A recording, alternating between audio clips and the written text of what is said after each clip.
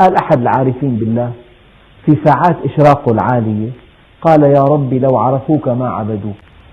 الحلاج قال ليس في الجبة إلا الله فأعدموه، ومعهم الحق أن يعدموه، لأن هذا الكلام في ظاهره زندقة.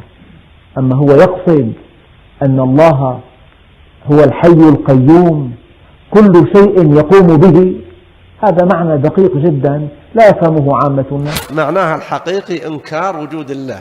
ولذلك الصوفية الذي يؤمنون بوحدة الوجود يقول بعضهم شخص لابس الجبة يقول ما في الجبة إلا الله، ويقول إذا صليت لنفسي. كلمة وحدة الوجود أن الوجود هذا هو الله، وهو من الأمور الباطلة.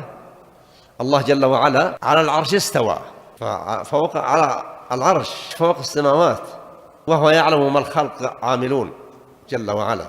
والغالب أن وحدة الوجود تنتشر بين المتصوفة المسمين بالصوفية.